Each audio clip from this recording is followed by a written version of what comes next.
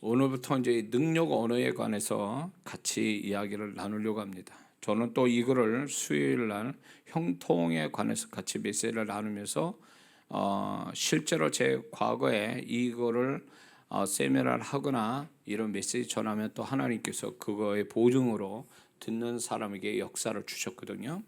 그런 기대감으로 제가 형통을 하나님이 인도하셔서 제가 메시지를 같이 전하고 저도 그런 기대감으로 또 전하는데, 오늘부터 이제 우리가 언어에 대해서 얘기를 할 건데 이 능력 언어라는 게 따로 있습니다. 그냥 우리가 쓰는 언어가 아니라 정말로 주님이 언어로 역사를 일으키시듯 오늘날에도 믿는 자에게도 능력 언어로 써서 그 언어의 능력이 얼마나 큰가를 경험시켜 주시기를 원하신다는 겁니다. 그래서 저는 이 부분에 대해서 이 능력 언어를 제가 이제 얘기를 하게 된 이 주제를 가지고 하게 된 배경이 있습니다. 그게 뭐냐면, 첫 번째는 이렇게 저도 그렇고 많은 성도분들, 저는 모든 게 이론이 아니고 제가 쓴 책도 그렇고 제가 이렇게 설교 메시지고 그렇고 전부 다 이론 없이 제가 경험된 거, 잘하든 못하든 경험된 거, 주님이 깨닫게 하신 확신을 주신 거, 검증이 된 거, 이런 이야기를 좀 많이 하는 편이다 보니까 이제 그런 거에 대해서 제가 확신을 가지고 또 담대하게 또 메시지를 전하게 되는데, 저는 그 중에 이제 뭐를 보게 되냐면, 저 자신도 그렇고 많은 성도들을 만나면서 제가 경험한 게 뭐냐면, 그 중에 하나는 많은 분들이 언어로 인해서 자신의 불행과 손해와 피해를 입는다는 것을 모르고 산다는 것입니다. 그런 것들을 저도 그랬고, 성경에서 우리가 언어에 대해서 하나님이 그렇게 많이 말씀하시는데도 우리는 그 언어에 대해서 소홀히 여기는, 가볍게 여기는 것 때문에, 그 언어를 잘못 쓴 언어 때문에 인생을 많이 잘못되어지는 것들이 있는데, 그게 우리가 지금 현재 그 어떤 불행과 어려움과 손해나 이런 것들을 가만히 원인을 추적해 보면 그 원인 중에 많은 비중을 차지하는 게 그 언어예요. 과거를 돌이켜 보면 그런 언어를 많이 쓴 사람, 그런 오늘의 어떤 불행과 어려움과 고통을 가져오게 하는 그 언어가 과거에도 그렇게 써온 사람들이라는 것입니다. 근데 그것이 본인이 언어의 지난날의 그 언어가 열매를 거두는, 실상을 보게 되는 어떤 그 결과라는 것을 믿질 않고 그거를 생각지도 않는다라는 것입니다. 이제 쭉 얘기하겠지만, 이거는 언어에 대한 개념을 잘못 알고 있고 언어를 아주 가볍게 생각하고 언어가 하나의 소리만 사라지면 다 사라진다라는 생각이 있기 때문에 이게 문제라는 거죠. 그래서 제가 이제 이렇게 좀 더 과장해서 조금 얘기하자면, 우리 인생의 불행과 어떤 어려움의 반 정도는 언어가 그 역할을 해줬다. 좋은 일이든, 좋은 사람은 계속 좋은 일이 생기고 그렇지 않는 사람은 반대적인 일이 생기는데, 그거에 그런 어떤 실상을 가져오게 하는 데는 반드시 그 언어가 작용을 하고 있다는 겁니다. 특히 우리 인생의 불행과 고통과 어려움과 손해는 결국 그런 것들을 가져오는 원인 중에 큰 원인이 언어라는 것입니다. 그래서 우리가 믿는 자가 이 언어에 대해서 개념을 분명하지 않으면 언어로 인해서 인생 열심히 살았는데, 몸으로 열심히 행하며 살았는데, 이 몸으로 행한 것보다 더 뛰어난, 그거보다 더 권세가 있고 더 놀라운 능력을 발휘하는 게 언어거든요. 오늘 우리가 잠언서 18장 21절에 죽고 사는 것이 언어에 달려있다고 그랬거든요. 근데 그게 거짓이 아니고 과장이 아니라는 거죠. 하나님 말씀이. 실제로 성경 속에 그런 사건들이 많거든요. 말 한마디 잘못해가지고 망한 생명까지 잃어버린 자가 있는가 하면, 그 말 한마디 잘해서 인생이 소위 우리 표현대로 대박난 사람도 있거든요. 성경은 그걸 얘기하고 있거든요. 근데 우리는 그런 어떤 우리가 언어가 엄청난 그 어떤 불행이나 축복의 어떤 비중을 차지하고 있다는 걸 모르기 때문에 우리는 이 부분을 알아야 된다는 거죠. 이런 부분에 대해서. 그래서 이 부분이 정리가 안 되면 백날 열심히 몸으로 했는데 그 모든 게 다 언어로 다 이제 자기의 잘한 행위가 언어로 다 파쇄가 되는. 그래서 이런 표현을 좀 여러분들 쓰는지 몰라도 그 사람은 행동은 괜찮은데 입이 방정이야 이런 표현을 쓰거든요. 입이 다 해먹네. 입으로 다 망한다는 거예요. 입으로 다 자기가 한 거를 다 없애버린다. 이런 표현들이 있는데 그건 사실 맞는 얘기예요. 그 언어가 그 사람이 지금까지 해온 행동을 다 무너뜨리거든요. 좋은 것들도. 그 정도 언어는 엄청난 파괴력을 가지고 있는데도 우리는 특히 믿는 자라냐 하나님의 축복을 이렇게 플러스 점점 더 플러스 되어갈 사람들이 언어 때문에 교회 다니고 행위는 좋은데 결국 언어로 다 산통을 다 깨는, 다 엎어버리는 이런 일들을 경험하는데 그게 언어가 한복했다라는 것을 모르고 있기 때문에 이 부분을 우리가 정확하게 말씀과 함께 이걸 배우지 않으면 계속 그 언어로 어려움을 당해서 인생 열심히 살았는데도 그것만큼 결과가 안 나오는 원인조차 이렇게 확인이 안 되는 아주 답답한 인생이 될 수도 있는데 그 중에 하나가 이 언어라는 거예요. 언어. 예. 그래서 이 부분을 저는요.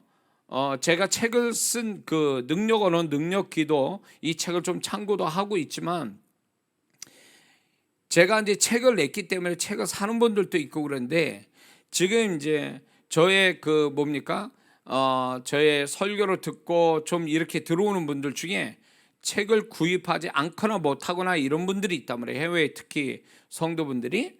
그런 분들을 위해서 이 부분에 다시 한번 저도 그렇고 또 책을 갖고 책을 읽은 분들한테도 이건 다시 한번 정리를 해서 언어의 개념을 확실하게 갖는 것이 내 인생에 굉장한 엄청난 도움이 된다는 거.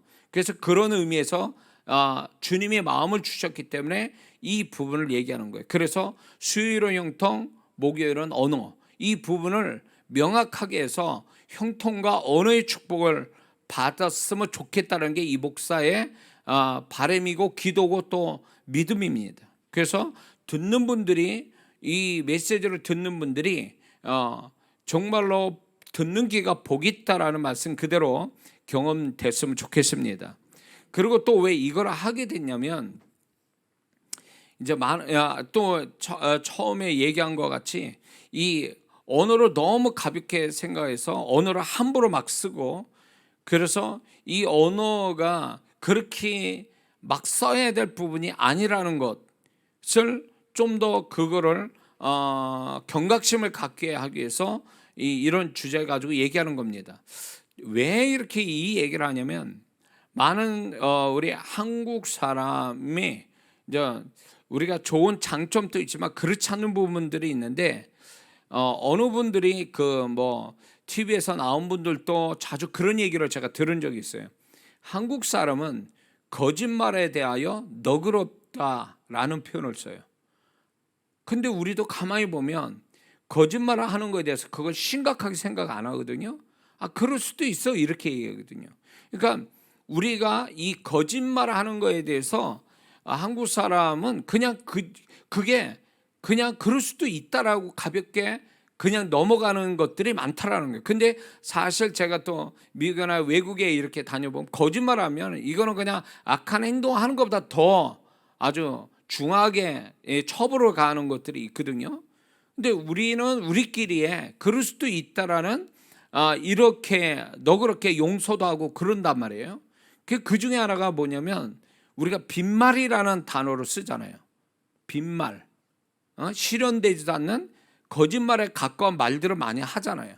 그 외국 사람들이 한국에 와서 정말로 그 뭐랄까 기분 나빠하고 그리고 한국 사람은 약속을 안 지킨다라는 의미가 그거죠. 빈말.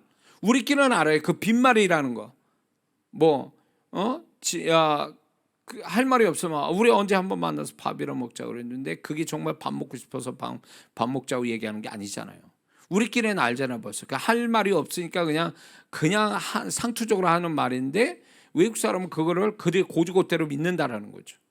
근데 우리는 그렇게 한단 말이에요. 그러니까 우리 한국 사람이 이 빈말을 한다라는 거에 대해서 아주 그거는 서로가 다 말하지 않아도 그거 거짓말이야, 이런 걸 다 알고 있거든요. 그러니까 그것처럼 너무 많이 이 거짓말을 많이 하게 되면 이 언어에 대해서 불신하게 자기가 말하면서도 이건 거짓말이야 하고 생각하고 말을 하고, 또 상대방도 그게 거짓말인 줄 알면서도 받아들이고, 이런 것들이 언어를 가볍게 여기는 것들이 언어에 대한 진실성이 없는 것이 그것이 결국 사단이 언어를 가지고 쓰게 만들고, 그 다음에 그걸 그렇게 언어로 씀으로 인해서 이 거짓말이 무엇을 만드냐면 그 사람이 가진 언어의 능력을 이렇게 다운을 시켜야 언어의 능력을, 그 능력을 다운시켜 버린단 말이에요. 응? 그래서 언어에서 언어로 써야 되는데, 우리는 능력이 나타나는, 하나님의 능력이 나타나는 언어로 써야 되는데, 그게 능력 언어인데, 능력 언어로 쓰지 못하는 원인 중에 하나가 뭐냐면 거짓말이에요. 이 말이 악한 말, 계속 반복해서 얘기하겠지만 세상에는 수많은 언어들이 있어요. 그러나 영의 세계에서는 언어가 딱 두 종류밖에 없어요. 두 종류. 그게 뭐냐? 하나님께 속한 언어, 마귀한테 속한 언어, 두 종류밖에 없어요. 아무리 논리적이고 합리적이고 그 말들이 맞아 떨어지는 말들에도 그게 사단에 속한 언어인지 하나님께 속한 언어인지 이걸로 다 영의 세계는 구분이 되거든요. 그래서 마귀에 속한 언어는 결국은 마귀가 그 언어를 가지고 그 사람 말한 자로 쓰고, 그 말을 뿜어낸 사람뿐만 아니라 그 말을 뿜어낸 주소지가 있을 거 아니에요 말이에요. 누군가를 말을 했다면, 안 보이는 데서 그렇게 말했다면, 누군가를 지칭하면서 얘기하면 이중으로 마귀는 역사하거든요. 그 말한 자에게도 역사하고 그 대상자에게도 주소지를 정확하게 찾아가서 그 언어가 역사를 하거든요. 그래서 이런 거 경험해 봤습니까? 내가 그 사람을 실컷 안 보이는 데서 욕을 했는데 그 사람이 또 그 사람을 언제가 이렇게 만났는데 꼭 내 욕을 들은 것처럼 기분 나빠하고 표정이 이상한, 이런 것들이 그 언어가예요. 이게 가설이 아니에요. 실제로 그렇게 역사를 하는 거예요. 그 언어는 주소지를 정확하게 찾아가거든요. 근데 그런 사단에 속한 언어는요, 악한 영이 그 언어를 가지고 사용을 하거든요, 또. 그래서 이렇게 어떤 사람이나 어떤 현장에 가보면 그 언어가 실제로 살아있어요. 그 소리도 들리고. 제가 이런 사역을 자주 하거든요. 거짓말 같죠? 이제 이거 하면서 제가 사역을 해올 거예요. 그러니까 어느 집에 가면 그 사람을 보면 이게 그 언어가 어떤 언어를 자주 쓰는지 이런 것들이 나타나거든요. 근데 그게 그 사람의 언어, 그 사람이 뿜어낸 언어가 그 사람을 떠나지 않고 계속 역사하는 거죠. 그 현장에 계속 역사하는. 그래서 싸움을 밥 먹듯이 하는 집안에는 싸움의 언어가 항상 있어요. 그게 역사하고 있다고. 그래서 그 비슷한 언어만 나와도 폭발해 버리는 거예요. 언어 자체가 역사해 버리는 거예요. 자, TV에서 나오는 소리가 그 언어들이, 나는 긍정 언어나 하나님께 속한 언어보다도 마귀가 좋아할 언어들이 굉장히 많이 쏟아져 나오거든요. 응? 그렇지 않습니까? 그것이 결국 그 집안에 어떤 보이지 않는 분위기를 만드는 거예요. 그 언어 자체가. 그래서 그 언어를 통제를 해야 되는데 그걸 통제를 하지 않으면 그 언어가 계속 TV를 통해서 나오는 한 역사는 계속 그게 쌓이는 거거든요. 근데 우리는 그런 언어에 대해서 그거를 굉장히 가볍게 여기거든요. 소리만 사라지면 사라졌다, 그 언어는 없어졌다 그러는데 이게 잘못된 생각이라는 거예요. 성경은 그렇지 않아요. 나중에 얘기했지만 여호수아가 여리고 성에 대해서 이 문짝을 만들 때 그 막내 아들이 죽는다.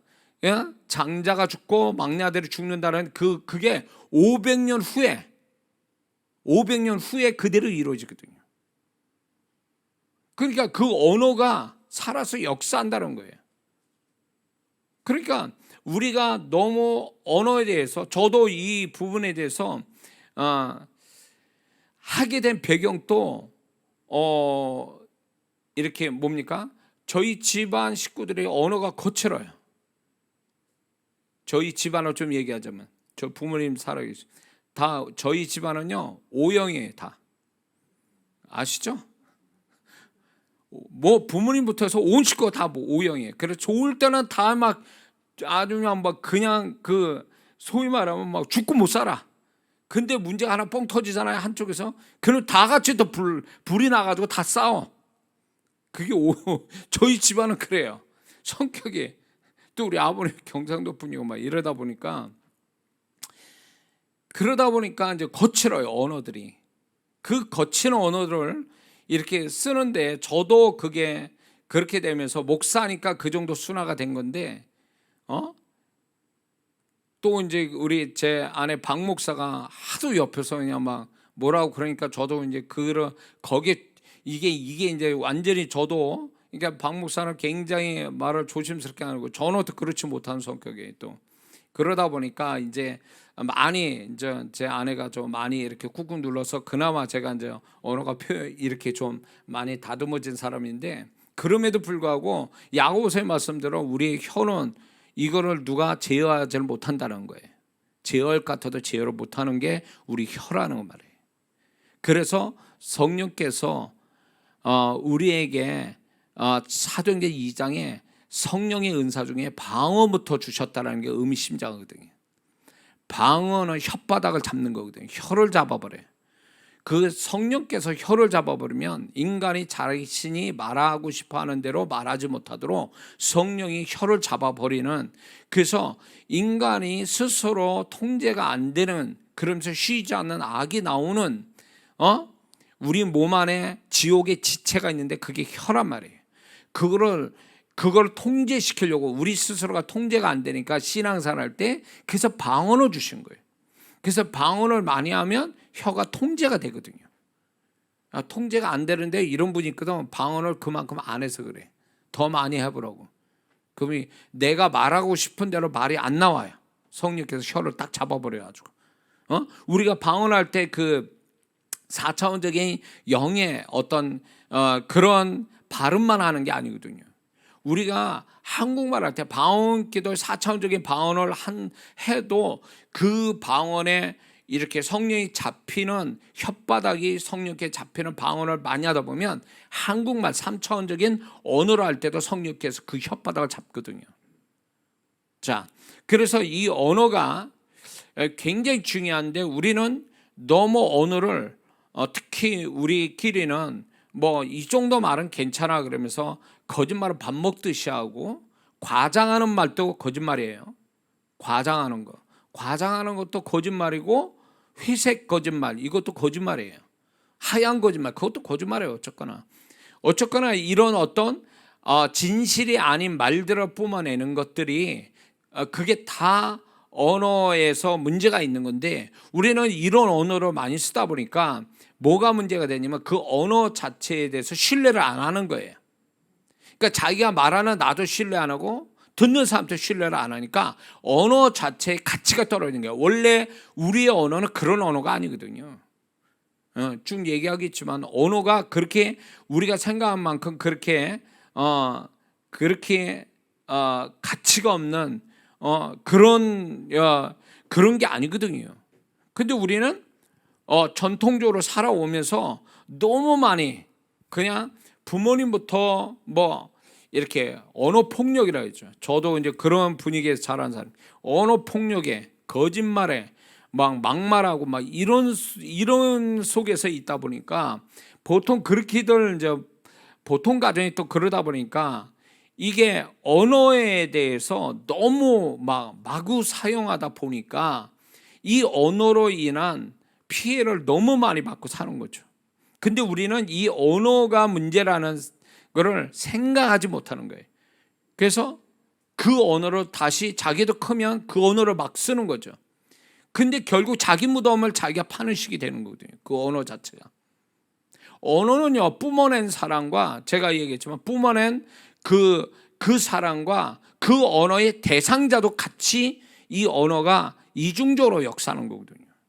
나갔다 하면 그 언어는 독립적으로 역사하거든요. 이 특성이 그렇단 말이에요.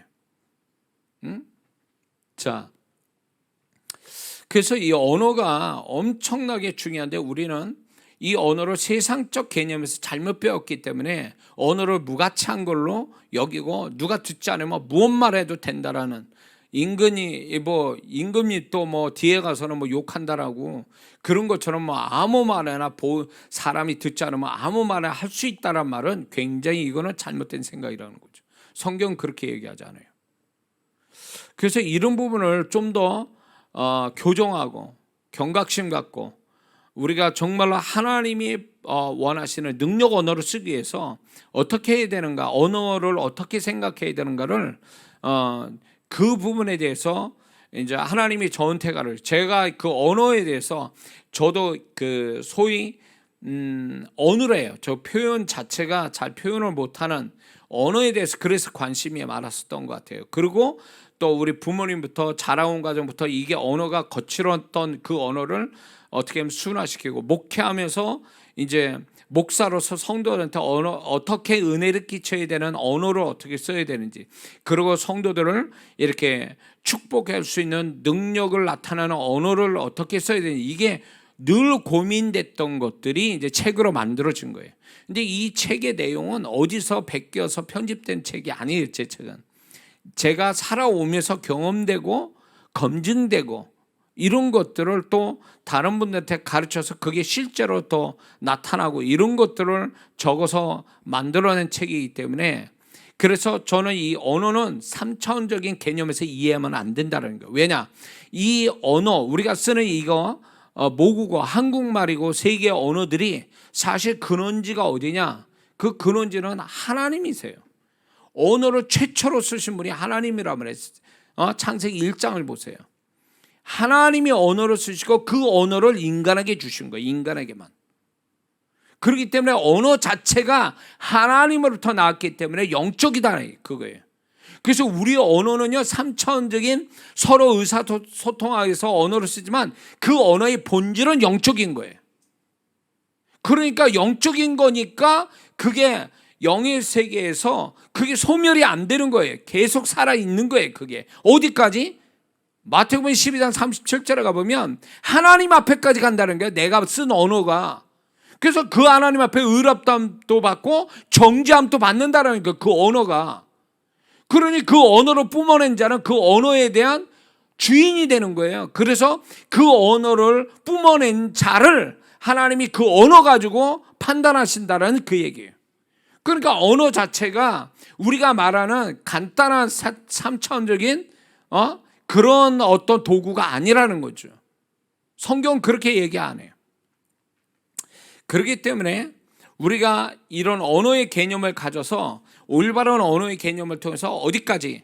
능력 언어, 하나님이 능력이 나타나는 언어로 쓰는 데까지 우리가 가야 되는데, 많은 성도들이 언어의 능력이나 축복을 경험하지 못하고 살아간다는 거죠. 성경은 그 무수의 언어에 대한 중요성과 능력을 얘기하고 있는데, 예수 믿는 사람은 언어로 축복을 받는 게 아니라 행위로 축복받는 데 초점을 두고 있어요.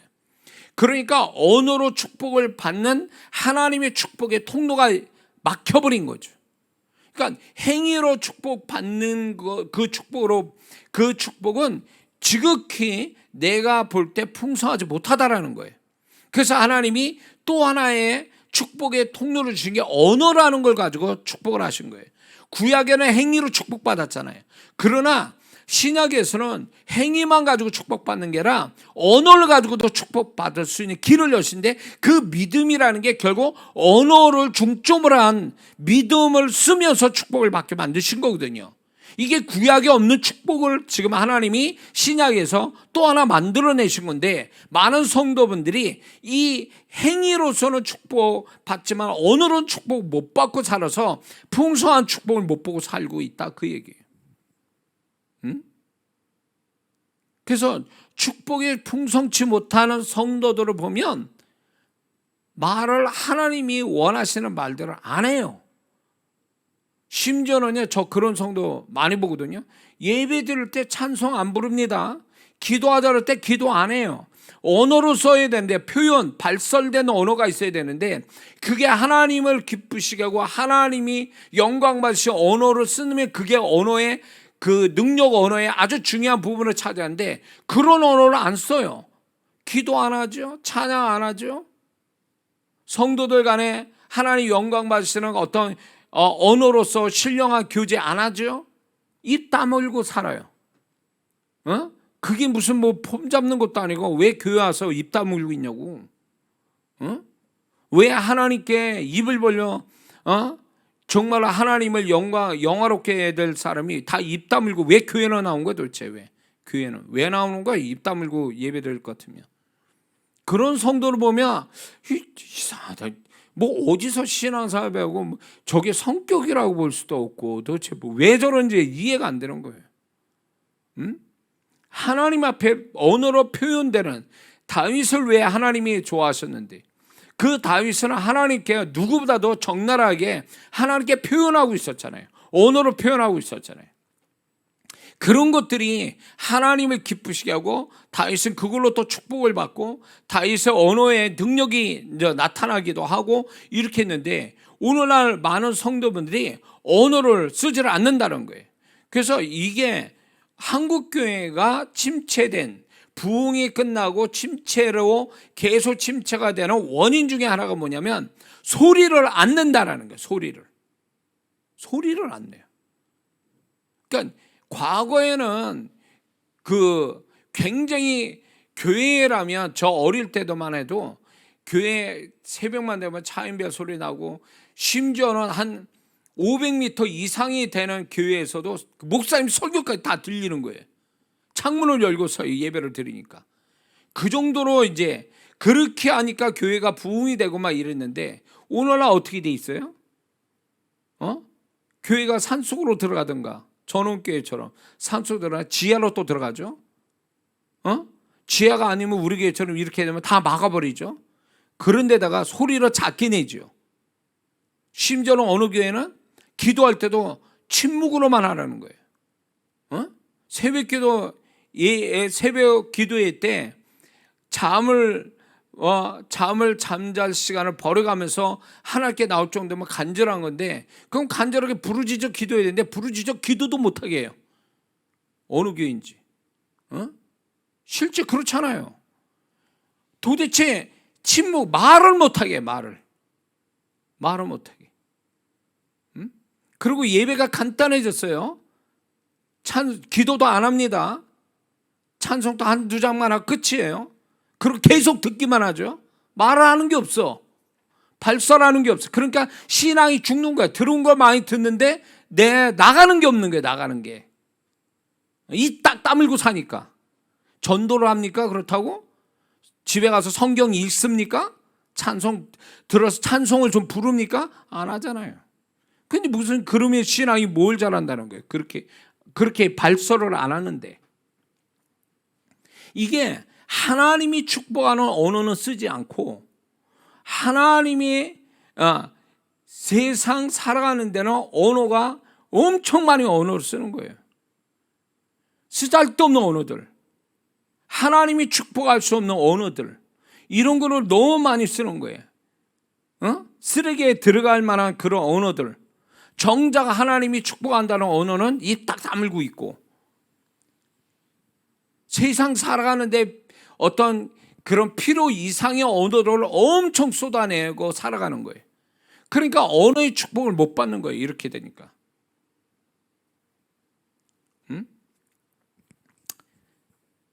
우리 성도분들이 이게 자신의 언어를 얼마나 불신하고 있으면 하나님께 말하는 언어도 안 믿어요. 그게 뭔지 아세요? 기도를 해. 근데 자기 기도를 안 믿어. 실컷 기도해놓고 의심해. 실컷 하나님께 기도를 정말 자기 그렇게 될 줄 믿습니다 하고 그냥 기도를 했는데, 기도 끝나면 안 믿어. 자기 기도도 안 믿어요. 그러니까 응답을 주셔도 이게 자기가 기도해서 응답 온 줄도 몰라요. 왜? 자기 기도를 자기 안 믿으니까 신뢰를 안 하고 잊어버려요. 또 그 정도예요. 그러니까 믿는 자가 자기 언어를, 자기가 쓰는 언어를, 특히 하나님께 쓰는 언어는 정말로 진심을 다해서 말했다면 그거를 믿어야 되고 기억해야 되는데, 그냥 소위 말하면 빈말하듯이 하는 거예요. 들어주시면 고맙고 안 들으셔서 어쩔 수 없고, 이런 식으로 하다 보니까 자기가 말한 것도 기억을 못하는 거지. 그런 식으로 언어에 대한 가치를 낮추니까 언어의 능력이 없다, 그거예요. 응? 그런 의미에서 제가 이 부분을 좀 정확하게 우리가 어떤 언어에 관해서 문제가 뭐냐, 내가 어떤 문제를 갖고 있는가를 좀 점검하고, 그 다음에 하나님이 우리에게 주시고자 하는 능력 언어를 어떻게 받을 거냐, 어떤 능력 언어를 갖는 데까지의 어떤 그 과정들, 그러게 어떤 원리로 능력 언어가 나오는지에 대해서 그거를 제가 경험하고 원리적으로 주님이 가르쳐준 걸 같이 여러분과 나누려고 하는 거죠. 이해가 되십니까? 그리고 왜 이걸 하게 되냐면, 예수님의 사역을 보면요, 이 땅에 있을 때 사역이 거의 언어로 사역하셨잖아요. 언어. 그러니까 예수님의 사역은 언어 사역이에요. 근데 예수님의 그 사역을, 그분이 사역한 것이 이 언어로 하는 이 사역이 얼마나 중요한지를 그분이 또 나타내셨다. 언어의 능력을 예수님이 친히 보여주셨단 말이에요. 그러므로 믿는 자들도 예수님 같이 그 능력 언어를 사용해서 신앙이나 삶을 그렇게 능력 언어로 축복되고 또 모든 것을 없는 걸 있게 만드는 그런 예수님 같은 그런 삶을 살기를 주님도 원하시는 거예요. 한 예로 예수님의 제자에게도 마태복음 10장에 보면 그들에게 능력을, 권능을 주셨다 그랬어요. 제자들에게 파송시키면서 권능을 주셨는데 뭐냐? 귀신도 쫓고 병든 자도 고치고 약한 자를 고치는 권능을 주셨고 보냈단 말이에요. 근데 그 권능이 뭘로 나타났겠어요? 방법이에요? 어서 뭘 가지고 가서 어떻게 한 게 아니잖아요. 그 권능이라는 게 뭐냐면 언어예요, 언어. 제자들에게 언어를 줘서 귀신도 쫓고 병든 자도 고쳤다, 그 얘기예요. 그게 예수님의 마음이고, 그 예수님이 제자들에게 하셨던 것처럼 우리도 그런 자가 되기를 원하시는 거예요. 그런 능력을, 언어의 능력을 가져서 최소한 자기는 그렇게 축복되고 내 주변에 있는 사람도 축복해주는 언어로 능력을 사용할 줄 아는 자가 되게 하시려고 예수님이 그 말씀을 하시고 또 제자들에게 그렇게 실제로 역사를 또 하셨잖아요. 그 예수님의 바람이 오늘 우리에게도 있단 말이에요. 우리가 주님의 제자니까. 믿습니까? 근데 그런 언어로 써야 되는데 언어를 쓸 줄은 모르는 거예요. 왜? 언어에 대한 개념이 없으니까. 이게 어떤 그 하나님이 주시는 그 어떤 축복, 능력, 언어에 대한 개념이 없다 보니까 언어를 세상에서만 배운 거예요. 세상적 개념을 가지고 언어를 이렇게 개념을 잡았기 때문에 별거 아닌 것처럼 생각하는 거예요. 그러니까 하나님께 드리는 언어도 모두 다 그 언어는 별게 아니에요. 제가 왜 그런지를 좀 나중에 또 얘기하겠습니다. 그러니까 이게 얼마나 믿는 자로서 언어의 가치를 우습게 여기는 것이 믿는 자의 어떤 축복, 어떤 하나님의 역사를 일으키는데 치명적이라는 거예요. 이 언어를 개념을 잘못 갖고 있는 게. 그래서 이제 이 부분을 함께 나눠야 될 필요성이 있다라고 해서 저는 얘기하는 거고요. 또 왜 이야기를 하냐면 이걸 얘기해야 될 이유가 구약이든 신약이든요, 하나님의 사람들은 다 능력 언어를 사용했다는 거예요. 하나님의 사람들. 구약부터 유명한 인물들 다 보세요. 그 언어에 능력이 있었던 사람들이에요. 신약의 제자부터 해서 그 제자들의 그 후에 예수님 부활 승천한 다음에 봐도 그 제자들은 베드로는 죽은 자도 살렸잖아요. 능력 언어로 쓴 거대. 능력 언어. 그러니까 하나님의 사람, 주님의 제자든 다 능력 언어로 사용했다라는 걸 보면 우리가 하나님의 사람이고 주님의 제자라면 우리도 당연히 능력 언어로 사용해야 마땅하다 그 얘기예요. 응? 근데 어디에서 능력 언어를 쓰냐 그거예요. 능력 언어가 어디서 나타나고 있습니까? 행위로는 신앙적 행위, 선한 행위는 있는데 언어로서는 언어로 능력을 나타냈다라는 간증은 어디 있냐 그 얘기예요. 없어요. 거반 없다고. 간증이라는 게 행위로 한 그 간증뿐이지 언어를 통해서 뭔가 축복을 받았다, 능력을 나타내고 없는 걸 잊게 했다, 이런 간증이 어디 있습니까? 근데 마태복음 11장 23절에 주님 뭐라고 말씀했습니까? 응? 이 산더러 들려 저 바다에 던지라. 그러면 그 말을 의심치 않으면 그대로 되리라. 이 산더러 들려 저 바다에 던지라. 대상은 하여 네가 말하면 그게 믿어지면 너는 그대로 된다 라는 언어의 능력을 우리에게 약속해 주신 거잖아요. 근데 우리는 그런 언어, 기껏 언어라는 건 하나님께 쓰는 기도의 언어, 찬양의 언어인데 그거마저도 안 믿잖아요. 그거마저도 우습게 여기잖아요. 그러니 언어를 통한 축복이, 언어를 통한 어떤 기적이 있느냐 그 얘기예요. 이거는 하나님의 축복에 두 가지 하나님이 우리를 축복하실 때 두 가지 축으로 이렇게 축복을 크게 주는데 하나는 행위로서 받는 축복이에요. 행위로 받는 축복이 있고 하나는 언어, 특히 믿음, 그 언어 속의 믿음, 이걸 가지고 축복한단 말이에요. 언어, 행위, 이 두 가지로 우리는 충분한 축복을 받는데 행위로는 축복을 받아도 언어로 축복을 못 받으니까 충분한 축복이 안 되더라 그 얘기예요. 그 언어를 쓸 줄을 모르는 거예요. 그러니까 신앙생활 할 때 침묵한다? 우리 속담에 우리 그 명언 그거 있죠. 침묵은 금이다. 무슨 침묵이 금이요? 하나님께 말을 해야지. 하나님께 말을 하는 게 금이지. 하나님 앞에 마저도 침묵하고 있다면 그 사람은 이미 끝난 거예요. 언어의 축복은 사라지고만. 그리고 사단이요. 제가 이건 간증 몇 번 했을 것 같아요. 제가 밴쿠버, 캐나다 밴쿠버에 거기를 제가 거기 그 연합으로 이렇게 한인 목회자 연합 되어진데 그분들이 저한테 훈련도 받고 제가 그분들을 또 축복하고 이러는 가운데 어느 교회를 갔어요. 근데 그 목사님이 그 밴쿠버에서 큰 한인 교회로 있다가 어쩌지 해서 개척을 다시 하게 돼서 개척 현장을 제가 가게 됐어요. 근데 그 공간이 굉장히 크더라고요. 그 밴쿠버 시내 안에 있는데.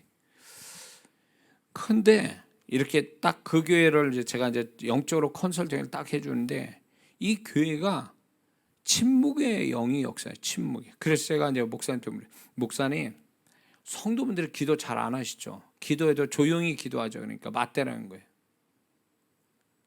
그러니까 교회가 부흥이 안 되는 거예요. 교회가. 우리 한국 교회가 과거에 부흥할 때는 소리가 컸어요. 근데 그때는 교회가 막 엄청 그 부흥이 빨리빨리 됐을 때 그게 비례해서 교회 안에서의 소리가 굉장히 컸어요. 근데 지금은 어떻게 됩니까? 세련되고 고상하게 하느냐고 기도를 안 해요. 조용히 하고 침묵하고 찬송도 조막해 부르고 얼마 안 부르고 뭐 이래버리니까 사람들 심령이 다 다운돼 버리는 거죠. 근데 그 교회가 그런 교회였단 말이에요. 근데 딱 체크를 하는데 영적으로 체크하는데 이게 침묵의 영이 있다. 이거를 소멸시켜야 된다. 이 교회는 크게 역사하고 있다는데 목사님 얘기가 뭐였는지 그게 과거에 성당이었다는 거예요. 거기 성당에서 소리 크게 소리 내면서 기도합니까? 안 하잖아요. 그러니까 거기는 소리 내면 안 되는데 천주교가 그렇잖아요. 성당이. 그러니까 성당이었던 거예요. 그러니까 그 여파가 그런 영의 역사가 성도들에게 있는 거예요. 교회를 개척했는데 성도들 소리를 기도를 안 해. 찬송도 안 불러. 잘. 이 교회가 부흥이 되겠냐고. 그러니까 그게 있는 거예요. 그 침묵의 영이. 그러니까 이게 악한 영 중에 하나가 또 뭐냐면 사람들을 침묵하게 만들어요. 그러니까 말을 안 하게 만들어요. 그리고 이 사람이 기도하려면 벌써 졸고 있어요. 기도하려면 힘이 빠져요. 기도하려면 목구멍이 뭔가 딱 잡혀가지고 말이 안 나와. 침묵의 영이 자기 역사하는 거죠. 어? 그런 침묵의 영에 영향을 받는 사람은요, 신앙 보세요. 신앙사 제대로 하는 사람 있나? 없어요. 우리의 신앙은요, 이게 행위만 아니라 언어로 발설이 돼야 건강한 신앙이 되고 성장하는 신앙이 되는 거거든요. 그런 속에서 하나님이 역사하는데 말을 안 하는데 뭐, 말을 안 해, 말을. 기도 제목 있습니까? 기도를 안 해. 그래서 기도 제목 있습니까? 기도해 드릴게요. 기도 제목도 없다는 거지. 뭐 어떻게 하자는 거야 도대체. 말을 않고 신앙생활하는 사람, 그 뭐예요 그게. 망하는 거예요. 그러다가 망하는 거예요. 듣기는 잘 들어. 듣기는 잘 들으면 뭐하냐고. 말을 안 하는데, 표현을 안 하는데 하나님께. 그래서 제가 설교 끝난 다음에 그걸 하나님께 들은 설교를 하나님께 다시 표현하라고, 고백하라고 하는 이유가 그거예요. 들은 말씀을 다시 입으로 토해내야 그게 내 안에서 이게 살이 되고 피가 되는 건데, 듣기만 하고 말을 안 해. 그럼 무슨 그게 말씀이 그 안에서 무슨 역사를 해요? 다시금 표현해야 그게 역사가 되는 건데. 그러니까 이런 걸 보면서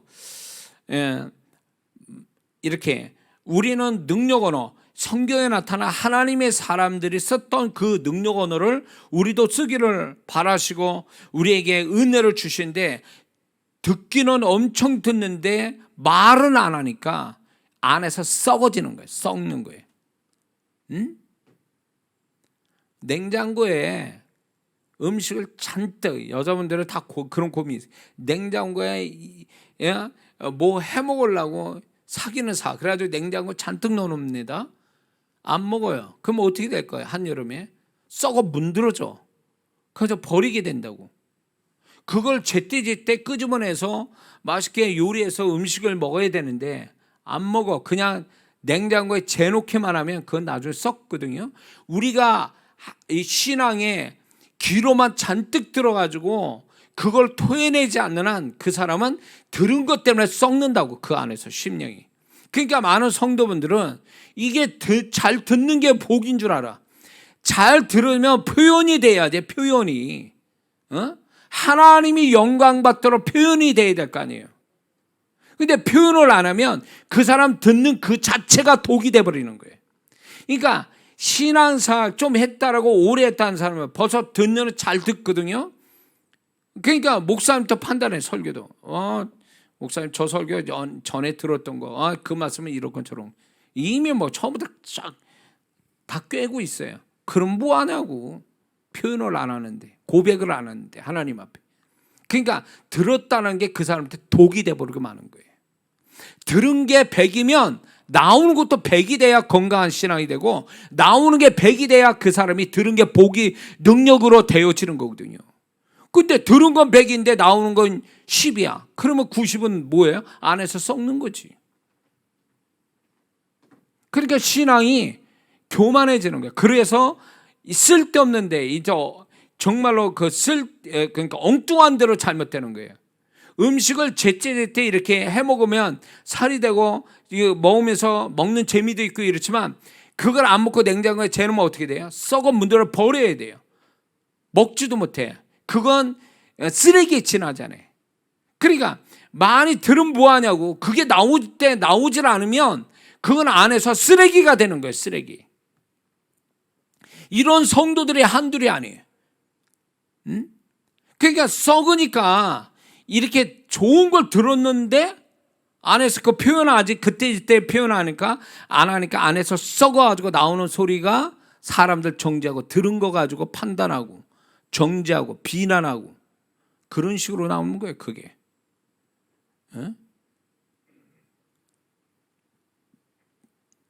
그래서 저는 목사로서 우리 성도들, 우리 주오신교회 성도도 그렇고요, 무조건 들으면 토해내야 돼.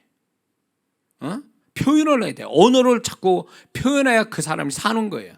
사는 게 듣는 걸로 사는 게 아니라 표현될 때 사는 거예요. 그 사람이 입으로 표현될 때 사는 거예요. 이게요, 정신과적인 어떤 그 질병을 갖고 있는 사람들의 문제가 뭐냐면, 자기가 듣거나 경험된 것들이 어떤 식으로 입으로 토해내야 되거든요. 그러면 그 사람은 살아요. 근데 내성적이거나 담아두는 사람 있죠. 이렇게 꾹꾹 담아두는 사람, 피해자로서 꾹꾹 마음에 담아두면 그게 나중에 암이 된단 말이에요.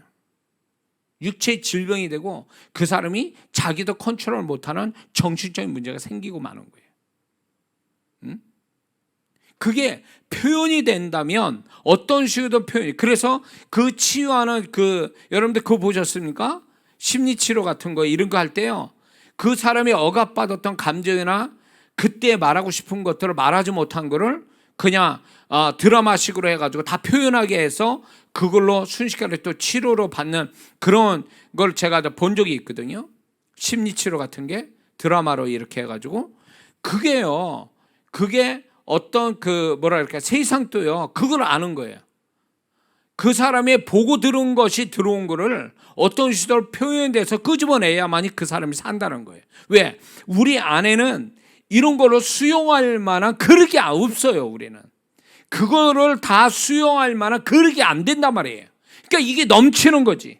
넘치니까 정신적으로 문제가 생기고 육체적으로 문제가 생겨버리고 마는 거예요. 이게 인간은 그러기 때문에 이걸 넘치지 않게 하고 내 안에 잘못된 것들을 비워내기 위해서 그게 쓰는 방법이 뭐냐, 언어로 표현하는 거. 언어로. 그게 좋은 말이다 아닌 말이든 다 쏟아내야 돼. 하나님께 쏟아내든 어떤 제일 좋은 방법은 하나님께 쏟아내는 거예요. 그게 그 사람 사는 거예요. 그게.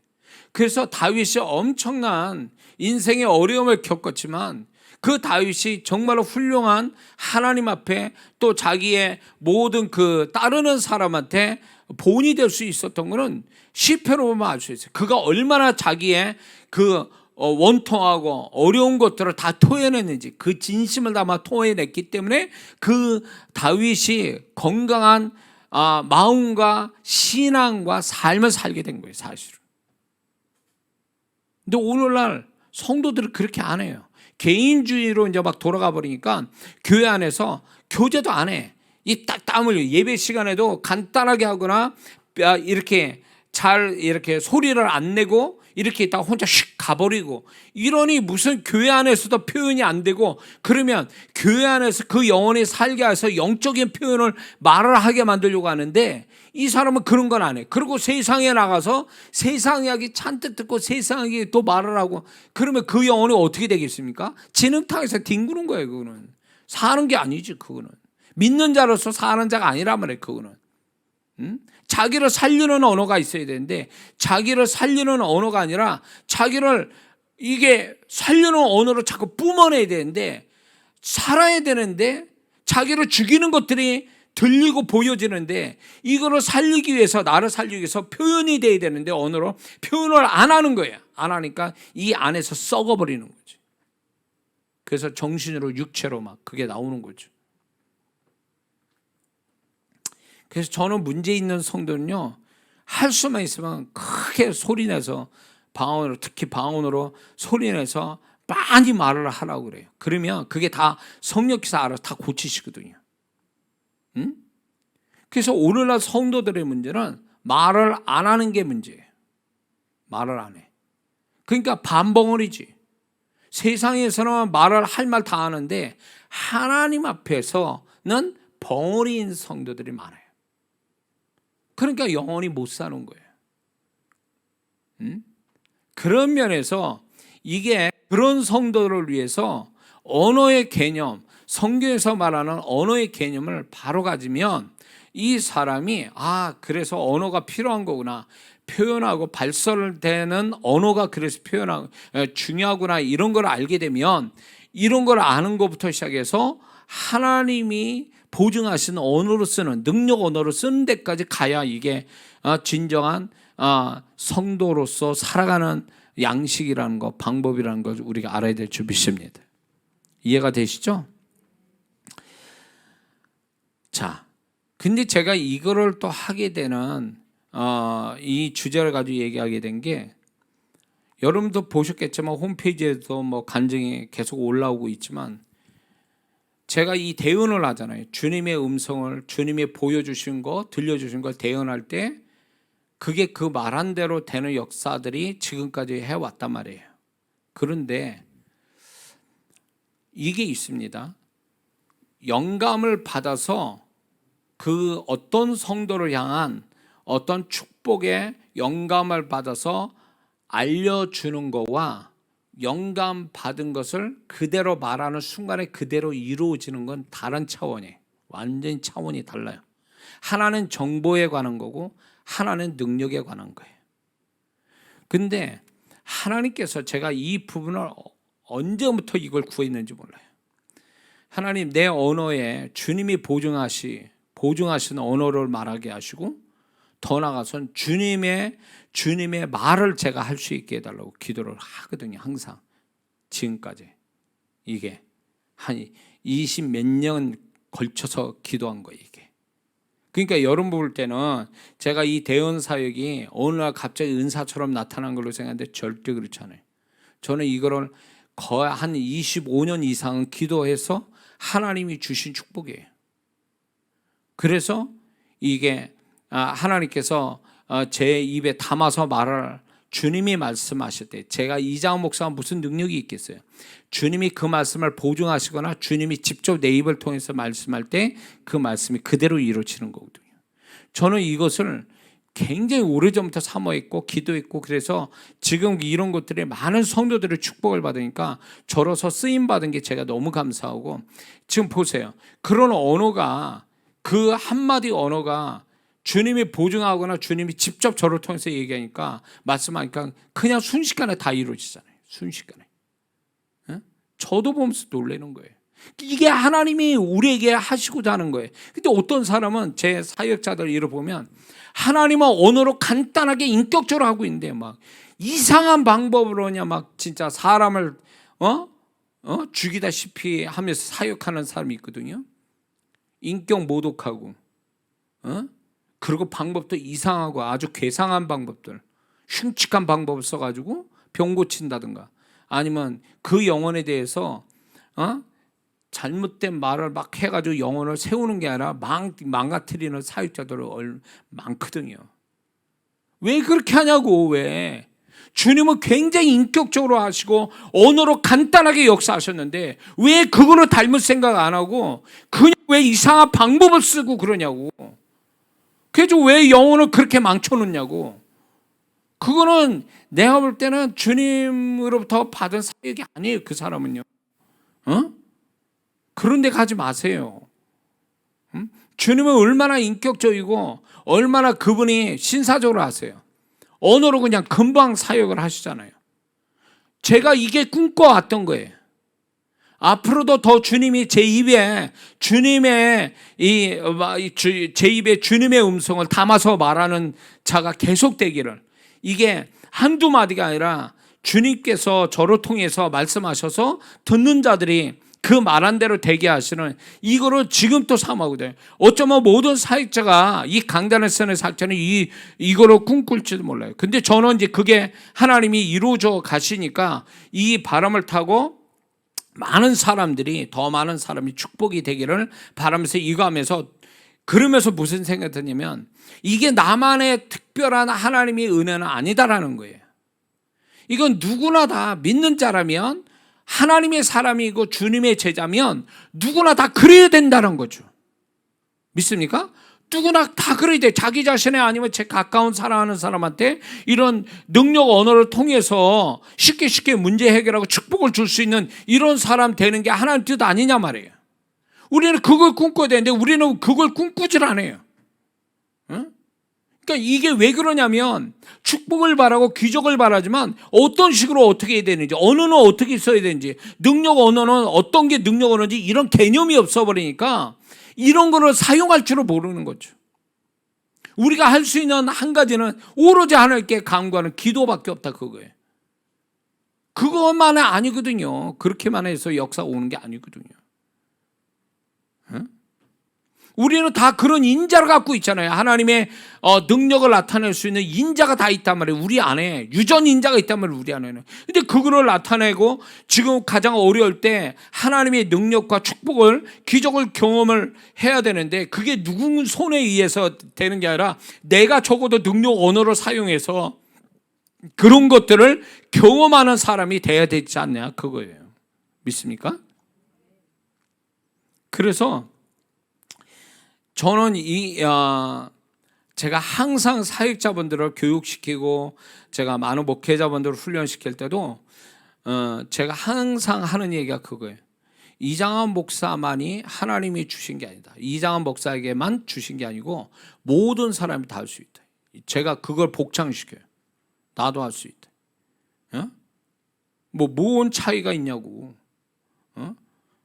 다 할 수 있는데 왜 못하냐 그거예요.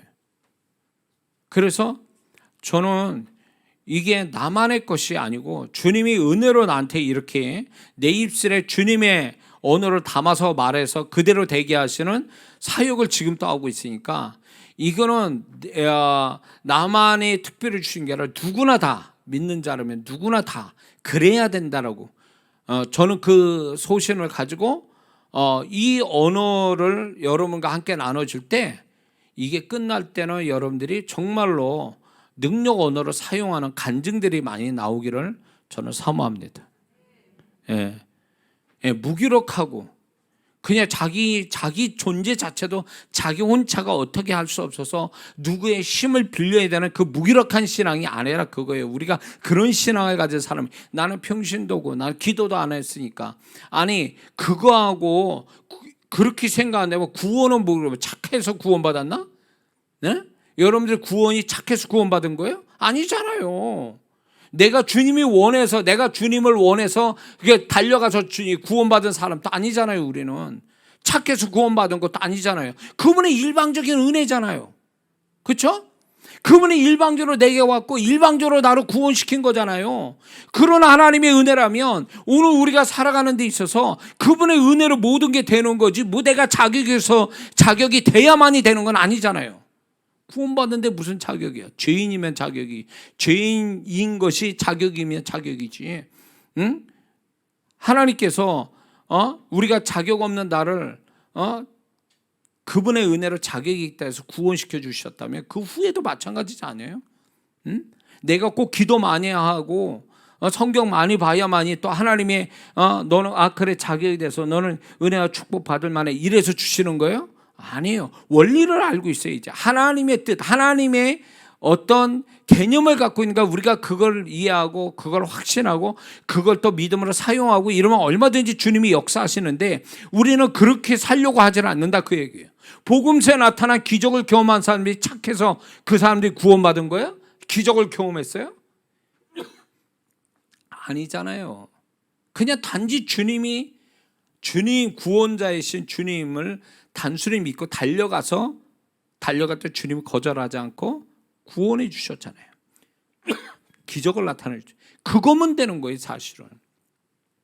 그렇기 때문에 우리가 무기력한 신앙 나 혼자서 나조차도 어떻게 해결하지 못하는 이 무기력한 신앙이 정상이 아니다 그거예요.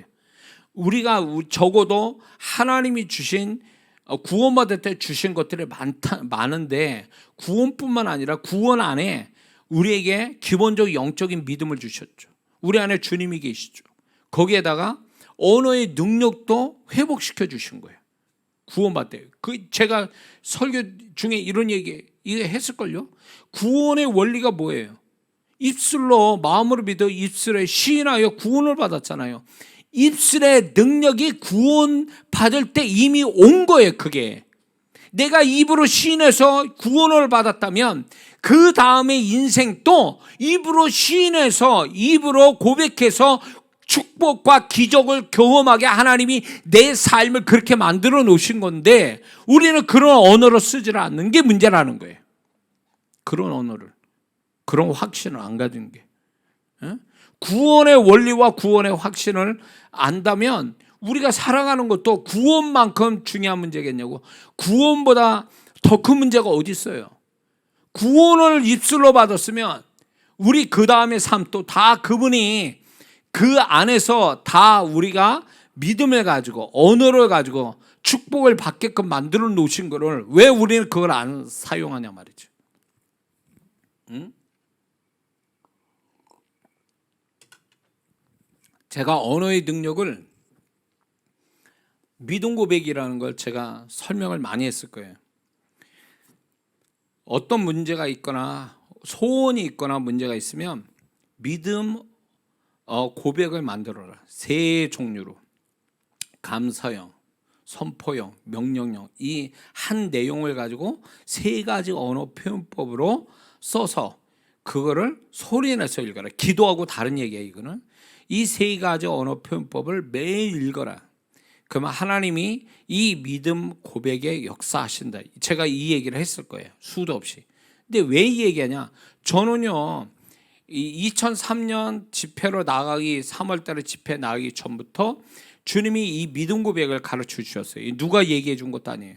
기도하다가 성령께서 이거를 가르쳐 주셔서 제가 믿음 고백을 쓴 게 지금 또 가지고 있거든요. 제가 낡아 빠진 그게 있어요. 고백한 거. 그러니까 2001년, 2002년 그쯤에 그거를 하도 해가지고 다 낡았어요. 근데 놀란 거 거짓말 없이 제가 2년 그 고백한 지 2년 되니까 90% 이상이 다 그 내용대로 됐어요. 이거는 하나님께서 얘기하는 거예요. 그리고 지금 또 제가 이 컴퓨터 안에 새로운 믿음 고백이 있거든요. 제가 앞으로 되어질 거. 근데 되어질 것이 이게 몇 년 전에 만드는 거거든요. 3년 전인가 이걸 만들어 놓고 계속 고백을 하는데 여기서 이루어진 게 수도 없어요. 이 고백을 하니까, 믿음 고백을 하니까 하나님께서 언어에, 그래서 저는 아무것도 없어도 믿음 고백, 이 고백을 믿음 고백만 할 줄만 안다면 그 사람 인생 얼마든지 바꿀 수 있다는 걸 제가 자신 있게 말씀드리는 거예요. 근데 돈 드는 것도 아닌데 왜 그렇게 말을 안 하냐고. 하나님 앞에서 하나님이 기뻐하시는 그 언어가 있는데 왜 그 언어들을 안 쓰냐 그거예요. 세상에서 막 별소리 그냥 입에 거품 물고 오랜 시간 얘기를 하면서 왜 하나님이 기뻐하고 역사하신다를 보증한다는 언어는 왜 안 쓰느냐 그거예요. 그러니까 문제가 되는 거지. 저는 아무것도 없을 때에 믿음 고백을 통해서 하나님이 그거를 2년 만에 그 고백에 그게 A4 용지 3장인가 했어요. 근데 그게요 2년쯤 되니까 그게 90% 이상이 다 그대로 됐더라 그 얘기예요. 그래서 제가 자신 있게 얘기하는 거예요. 이 부분에 대해서. 그건 언어로 통해서 난 축복받은 거예요. 아무것도 없는데 언어 가지고 축복을 받은 거거든요. 언어만 가지고.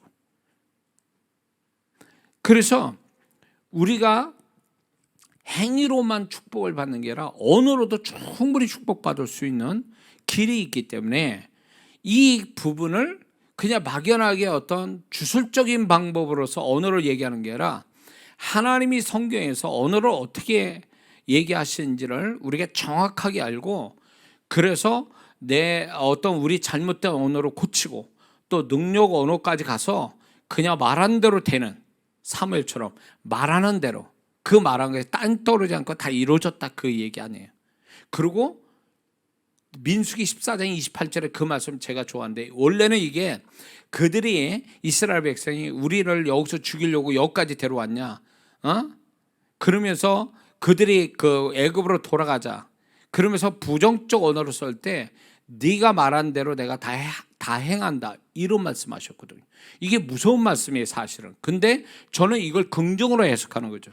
네가 말하는 거 내 귀에 들려진 대로 내가 다 행한다. 엄청난 축복, 약속이에요 이거. 네가 말하는 것을 내가 그대로 행한다라고 할 때 이게 엄청난 얘기거든요. 그리고 예레미야 뭐라 합니까? 내 말이 주의 목전에 있나이다 이랬거든요. 이게 얼마나 확신이에요. 근데 우리는 하나님께 그렇게 말하면서도 예배드리고 뭐 기도도 하는데 안 믿어 자기 말을. 자기 말을 안 믿는데 하나님이 그 말씀을 어떻게 보증해 주냐고. 응? 그건 뭐냐? 우리가 교육을 잘못 받은 거예요. 세상 교육만 받아 보니까 언어라는 것이 가치가 없게 여겨지니까 이게 신앙 안에도 들어온 거예요. 응? 그러니까 아무 막말이나 막 해놓고 해서 막 아무 말을 해. 믿지도 않으면서 빈말처럼 얘기하는 거예요. 말해놓고도 자기가 안 믿어. 그런 기도가 어디 있냐고. 그게 하나님 불쾌하게 만드는 거고, 그런 언어의 개념을 잘못 갖고 있으니까 백날 기도해도 응답이 없지. 그런 기도는. 응?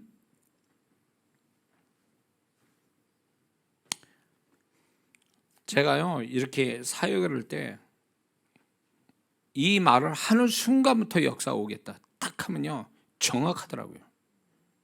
그게 느낌이 와요. 저는 그 언어가 이거 말하는 순간에 역사가 오겠다. 그러면 딱 말을 던지면 바로 그냥 역사가 확 와버려요. 그러면서 이게 하나님이 우리가 이런 언어로 쓰기를 원하시는구나. 그래서 하나님이 이끄시는 언어로 쓰면요, 그걸 하나님이 보증해 주시니까, 보증한다는 건 뭐냐? 실상을 만드는 거예요. 언어를 실상을 만드는 거예요. 소리가 능력으로 나오는 거예요, 그게. 그래서 우리가 이거를 머릿속에 여러분들이 아주 새겨놔야 될 게 뭐냐면, 언어는 소리의 개념이 아니라 능력의 개념으로 이해해야 된다는 거예요. 언어는 소리가 아니라 능력이다. 이렇게 여러분들은 이 언어의 개념을 그렇게 잡아야 돼요.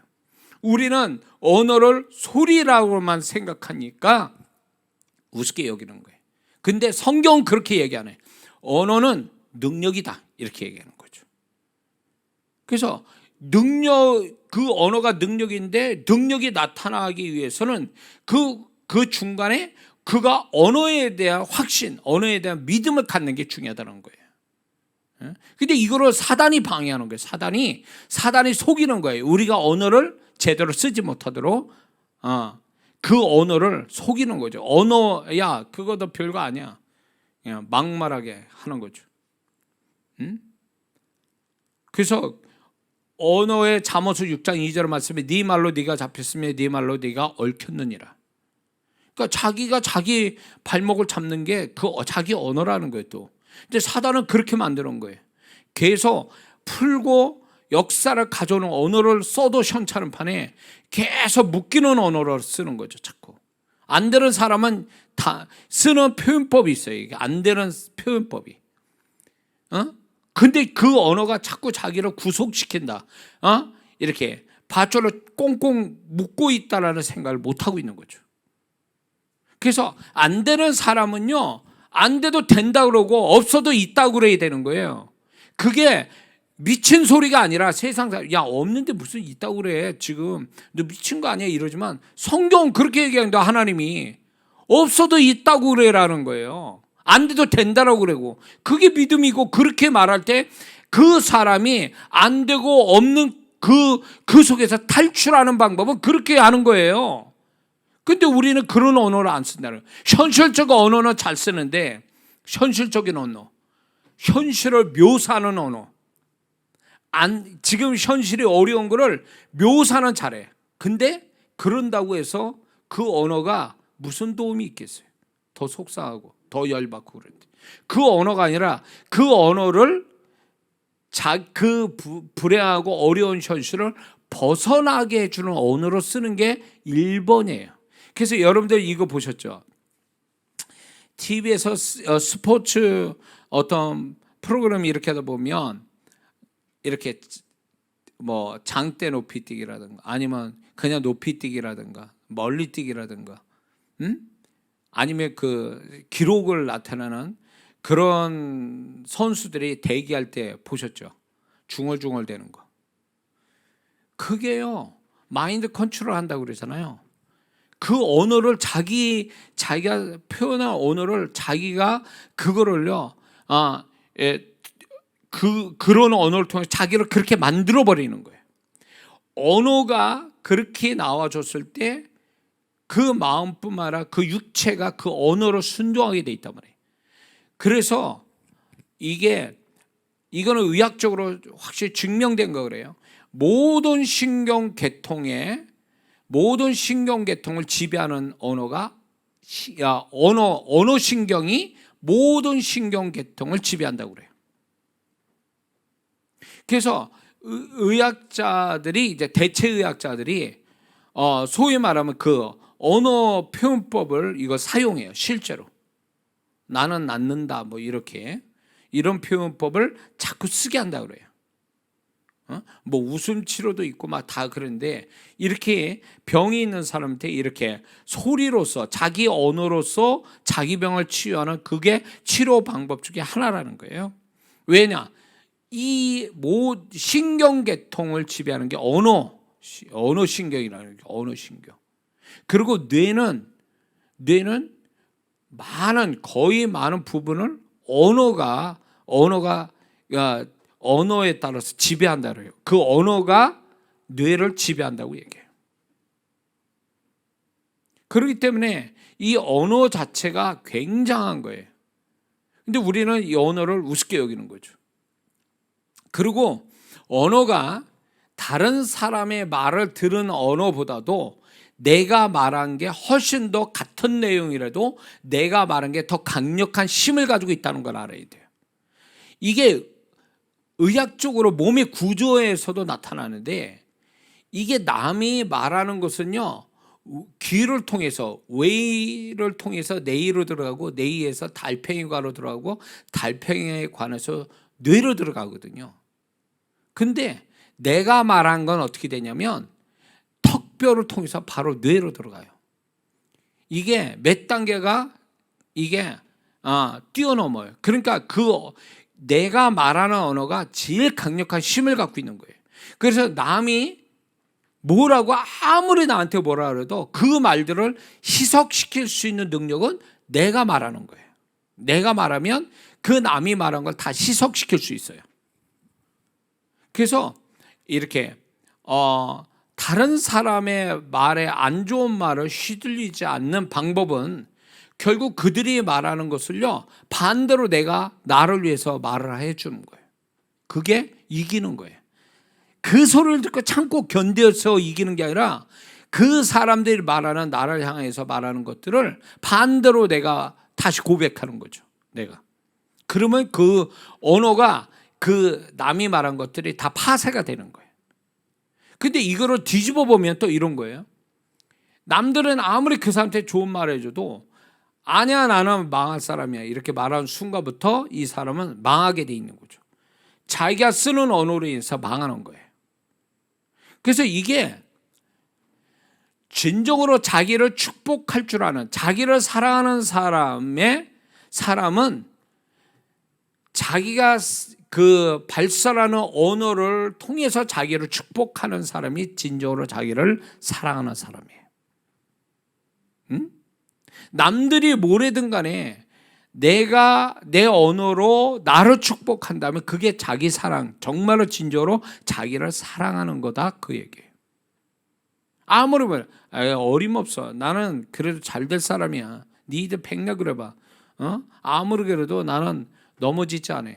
나는 이런 속에서 난 잘 되기로 돼 있는 사람. 그래서 항상 얘기해 잘 될 수밖에 없어. 난 잘 될 거고 이런 식으로 표현하게 되면 남들이 너 안 될 거야 망할 거야 백날 얘기해봐야 이게 안 들어와요. 왜냐하면 내가 그 사람들의 말을 내 말로 내가 말을 했기 때문에 이긴다 그 얘기예요. 나를 축복할 말을 했기 때문에. 그리고 이걸 영적으로 또 이런 영적인 측면에서 얘기하면 또 이런 거예요. 사단이 쓰는 언어들이 있지 않습니까?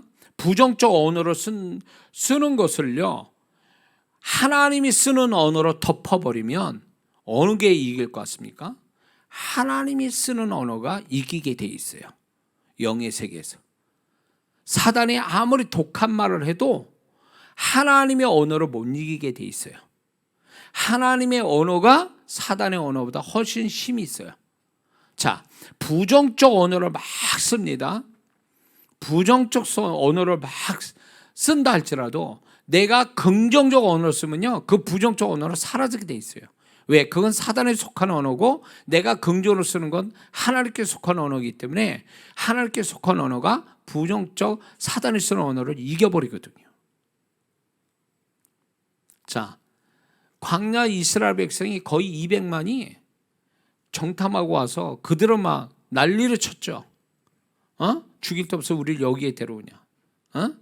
막 이렇게 저렇게 했을 때 여호수아 갈렙이 뭐라고 얘기합니까? 그들은 우리의 밥이라 우리가 들어가자 이렇게 했을 때 그들이 돌을 들어 그 여호수아 갈렙을 죽이려고 했단 말이에요. 근데 하나님이 나타났잖아요.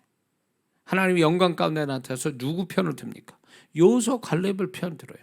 그 언어가 하나님이 쓰는 언어가 하나님이 원하는 언어니까 숫자가 200만이라도 그거는 아무것도 아닌 거예요.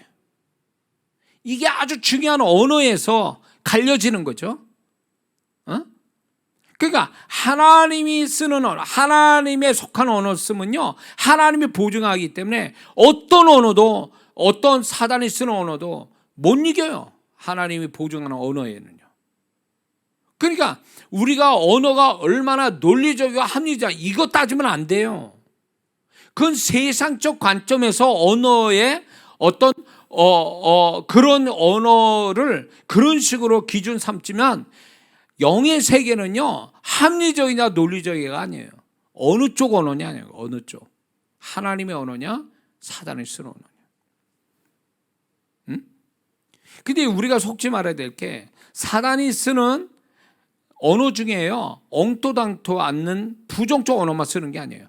합리적이고 논리적인 데서도 사단의 언어가 있어요.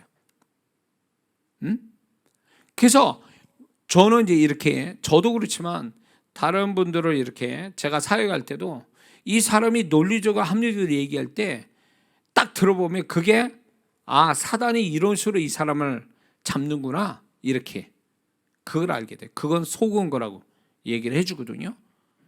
아니 가룟유다가 예수 팔려는 생각을 사단이 넣어줬을 때 팔아먹어야지 이러고 갔겠냐 그 얘기예요. 가룟유다한테 얼마나 합리적이고 논리적인 이야기를 했겠어요. 그런 측면에서 가룟유다가 나간 거예요. 무작정 그래 예수 팔아먹어야지 하고 나간 게 아니라는 거예요. 그럴 수밖에 없는 합리적이고 논리적인 생각을 갖게 만든 거죠. 이게 사단이 쓰는 방법이에요. 그러니까 논리적이고 합리적인 생각 속에 사단의 생각이 있어요. 사단의 언어가 있어요. 그거 분별해야 돼요. 이해가 되십니까? 그래서 우리가 언어가 얼마나 중요한지를 우리가 알아야 되는데 언어에 대해서 잘못된 개념 3가지 좀 얘기하려고 합니다. 그거는 뭐냐면 언어는 단지 의사 전달을 위한 수단이 지나지 않는다. 의사 전달의 매체로서 언어로 쓰는 거다. 안 그렇단 말이에요. 언어가 사무용품이 아니란 말이에요. 언어는요 굉장히 영적인 개념을 갖고 있는 도구이기 때문에 우리가 이 언어가 소리로서만 사라진다면 마태복음 12장 37절에 그게 하나님 앞에 가서 네 말로 인해서 정죄함 받기도 하고 의롭다함을 받는다는 이걸 어떻게 해석해야 돼요? 소리의 개념으로 본다면 영적인 개념으로서의 언어이기 때문에 이 언어는 발설이 되면요 믿는 자는 그 언어가 발설이 되잖아요. 발설이 되면 그거는 이미 자기 손에 떠나갔지만 그 언어의 책임자가 본인이 되는 거거든요. 그런데 소리만 사라질 뿐이지 그 언어는요 하나님 앞에까지 가는 거예요. 그렇기 때문에 그 언어에 대한 이게 세상적 개념의 언어가 아니라는 거예요. 우리가 쓰는 언어는. 자, 그리고 두 번째는 언어는 소리만 사라지면 모든 것이 끝나는 것이다. 아니요, 절대 그렇지 않아요. 소리만 사라졌을 뿐이지 그 다음부터는 소리 없이 그 언어의 내용대로 긴 시간 동안 작용을 한다는 거예요. 심지어는 하나님 앞에까지 가서 작용을 하는 거죠. 그러니까 언어의 주인을 찾는다는 거예요. 주님이 네 말로 인하여 네가 의롭다고 얻고 정죄함 받는다는 얘기는 그 발설된 언어의 주인을 찾아내신다는 거예요. 하나님께서. 그리고 세 번째 잘못된 개념은 언어는 누가 듣지 않으면 말한 자와 상관이 없다. 그렇잖아요. 제가 얘기했죠. 그 언어는요, 그 말한 자가 주인이 되는 거예요. 말한 자가 그 사람이 책임자가 되는 거예요. 그래서 이게 그 언어를 발설한 사람이 언어에 좋은 언어든 나쁜 언어든 그 사람이 먼저 거기에 어떤 영향을 준다는 거죠. 먼저 그 사람에게. 그렇기 때문에 언어는 지금 우리가 쓰는 이 언어가 예수 믿는 사람은 이 언어를 제대로 잘 정리하지 않으면 언어로 엄청난 손해를 보고 사는 거죠. 엄청난. 그래서 저도 이제 이 언어가 잘못 말하는 것들이 있으면요, 바로 그거를 소멸시키는 기도를 하거든요. 나중에 그걸 말씀드리겠습니다. 우리의 언어가 소멸이 돼서 사라져야 돼. 잘못된 거는. 그걸 안 시키잖아요. 소멸을 안 시키면 시간이 지나면 지날수록 그 사람은 언어로 굉장히 어려움을 당하게 돼 있어요. 그래서 언어가 잘못될 발설이 되면 그때마다 그 언어를 소멸시켜야 돼요. 잘못된 건요. 언어는 영적인 거기 때문에 영적인 걸 통해서 소멸시켜야 돼요. 육적인 거 가지고 안 돼요. 그거는요. 이미 소리가 사라졌기 때문에. 제가 이제 이렇게 여러분과 이렇게 기도를 이렇게 하지 않습니까? 10분 동안 거의 이제 기도를 할 때 제가 마이크 붙잡고 방언으로 기도 같이 하잖아요. 이런 이유가 있어요. 이게 왜 그러냐면 제가 방언을 제 영이 힘있고 내가 성령에 잡힌 바 돼서 방언을 이렇게 소리를 하면 여러분 듣잖아요. 이 소리를 듣는 순간에 여러분의 영이 반응을 한단 말이에요. 그래서 어떤 고백들이 많이 나오냐면 여기 집회 참석하거나 예배 참석할 때에 영적으로 힘이 없고 기도할 힘도 없고 마음도 이상하고 그런 상태에서 딱 앉았는데 기도할 시간에 기도하는데 내 방언 소리에 자기도 모르게 기도할 마음이 생기면서 기도의 힘을 받는다 이렇게 표현해. 내 방언 기도 소리. 그래서 제가 이 방언을 하는 이유가 여러분들 들으라고 하는 방언이에요. 사실 나를 위한 기도의 방언이지만 여러분들을 이 소리를 통해서 여러분의 영에 힘을 주고 기도할 힘을 주고 집중할 수 있게 만들어주기 위해서 제가 방언으로 기도하는 거예요. 소리 내서. 이게 소리의 크기가 작고 크기가 또 영의 세계에서는 또 차이가 있어요. 그래서 마이크 붙잡아서 제가 목소리가 제일 현장에 있는 사람보다 목소리가 제일 크는 게 앉아있는 사람한테 축복이에요. 그래서 이게 이 언어로서 여러분들을 이렇게 초장에 이렇게 기도할 때 제가 방언 기도를 듣게 함으로 인해서 여러분에게 도움을 주는 거예요. 영적인 도움. 영이 깨어나고 또 성령이 임재로 또 가져오게끔 제가 소리를 내는 거죠. 사실. 원리가 다 그렇단 말이에요. 여지껏 20년 동안 그렇게 해본 거예요. 제가 사역을. 자, 그래서 저와 여러분들이 이제 그 소리의 어떤 언어라는 거에 대해서 여러분이 좀 더 이제 언어에 대한 무지함을 벗어버리고 또 하나님이 원하는 언어의 개념을 가져서 여러분들의 언어가 어디까지 이 하나님의 사람, 주님의 제자가 가졌던 그 언어의 권능, 능력을 실제로 나타나고 적어도 이장한 목사가 이렇게 언어에 하나님이 능력을 주신 그대로 또 여러분들도 그대로 또 본 게 있고 들은 게 있으니까 그대로 여러분들이 저와 같이 언어의 능력을 갖고 사는 또 신앙 사는 우리 모두가 되어야 될 줄 믿습니다. 기도하겠습니다.